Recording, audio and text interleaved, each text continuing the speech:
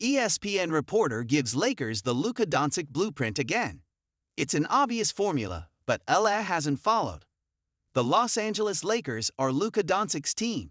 That's been obvious ever since they fleeced him away from the Dallas Mavericks ahead of the 2025 NBA trade deadline. Yet, they don't really look like a Luka-driven team.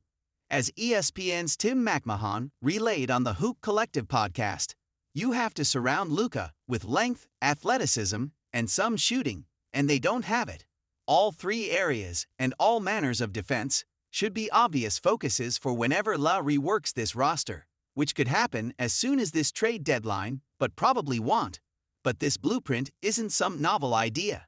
Doncic has always worked best with that kind of supporting cast around him. So when are the Lakers going to give him that?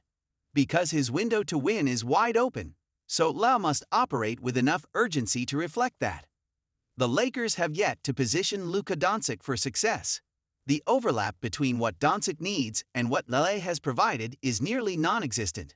It's not that the Lakers lack talent, they just don't have the type that would perfectly complement his game. Meanwhile, if you lined up his strengths and weaknesses with those of the team, you might have two circles sitting right on top of one another. Now, that's partly because his arrival was so sudden and secretive that this roster was never tailored to his game. On the other hand, he's had a Hollywood home for nearly a full calendar year now, so it's reasonable to believe that reshaping should be further along by now. On offense, his ball dominance and preternatural playmaking allow him to thrive alongside play finishers who don't need a ton of touches. Think catch-and-shoot marksmen or bouncy lob threats. Both boxes are basically unchecked. This is one of the league's worst shooting teams, 23rd in threes, 24th in three-point percentage. And the only rim runner on the roster is backup big man Jackson Hayes, who seldom sees even 20 minutes of action.